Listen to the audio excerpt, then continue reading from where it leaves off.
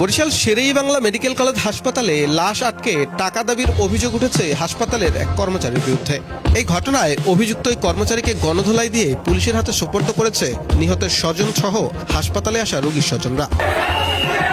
এ বিষয়ে নিহতের স্বজনদের সাথে কথা বললে তারা জানান, সড়ক দুর্ঘটনায় আহত 12 বছর বয়সী ওমরকে নিয়ে বরিশাল শের-ই-বাংলা মেডিকেল কলেজ হাসপাতালে আসার পথে গাড়িতে বসেই মারা যায় শিশুটি। তবে হাসপাতালের স্টাফ পরিচয়ধারী আলমগীর নামে ওই ব্যক্তি লাশ আটকে রেখে পুলিশি মামলার ভয় দেখিয়ে প্রায় 20,000 টাকা চাঁদা দাবি করেন। এই আলমগীর নামের এই অমানুষটার সাথে আমার সাথেও একবার তর্ক হয়েছিল আমার চাচার লাশ নিয়ে। সেটা হলো যে আপনার 2024-এর দিকে, 24-এর শেষের দিকে ঘটনাটা।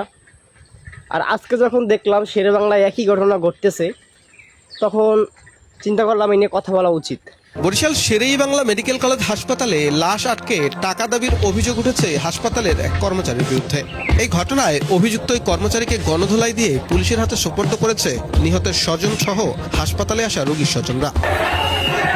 এ বিষয়ে নিহতের স্বজনদের সাথে কথা বললে তারা জানান, সড়ক দুর্ঘটনায় আহত 12 বছর বয়সী ওমরকে নিয়ে বরিশাল শের-ই-বাংলা মেডিকেল কলেজ হাসপাতালে আসার পথে গাড়িতে বসেই মারা যায় শিশুটি।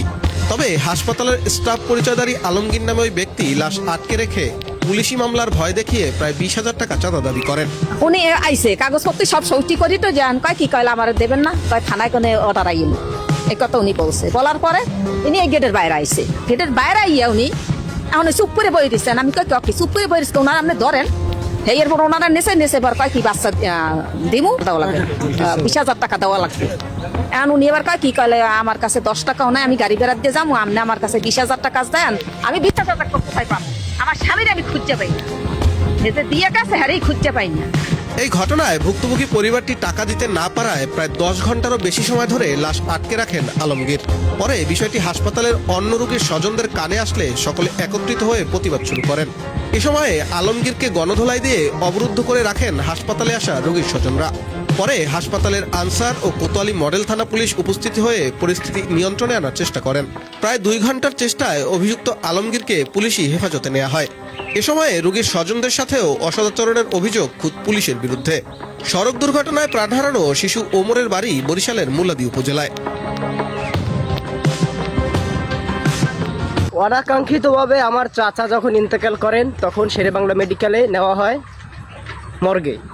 আর সেই মর্গে যে আমার চাচার ছবি এবং ছবি তোলার সময় এবং কি তাকে দেখার সময় সেটা বাটম সেট দিয়ে ছবি তুললে বলতেছে যে আমাকে 500 টাকা দেন। এই নিয়ে আমার সাথে অনেক বাকবিতণ্ড হয়, এই নিয়ে আমার সাথে অনেক তর্ক বিতর্ক হয়। তখন আমি ওনাকে টাকা দিই নাই, কিন্তু ওনার সাথে আমাদের ঝগড়া হয়। একই ঘটনা ঘটছে আজকে শের-ই-বাংলায়। আর একাধিকবার তো মানুষ মারা যায়, এত অ্যাভেলেবেল, মৃত্যুর কোনো দামই নেই, মনে হয় কোনো দাম নাই। আর এমনিতে তো শের-ই-বাংলা মেডিকেল অ্যাভেলেবেল, মানুষগুলোকে অসতর্কতা বশত ইঞ্জেকশন পুশ করে মানুষগুলোকে মাইরে ফেলাইতেছে, সেটা তো অ্যাভেলেবেল দেখতেছেন। আসলে তারা ডাক্তার মানুষ, তাদের কোনো বিচার হবে না, এটাই মনে হয়। আর যারা স্টাফ আছে তারা তো এরকমের চাঁদাবাজি করতেছে, মরা লাশ নিয়েও ব্যবসা করতেছে। মানে এরা মানুষ না হলে অমানুষ। অতি দ্রুত মেডিকেল কর্তৃপক্ষর, অবশ্যই এটা মেডিকেল কর্তৃপক্ষ না, মেডিকেল কর্তৃপক্ষ জড়িত, এটা দরকার সরকারের একটা চূড়ান্ত সিদ্ধান্তের মাধ্যমে আইনি ব্যবস্থা নেওয়া। আর না হলে আরও অনেক মায়ের বুক খালি হবে, অনেক মানুষ এই লাশকে নিয়ে হয়রানির শিকার হবে।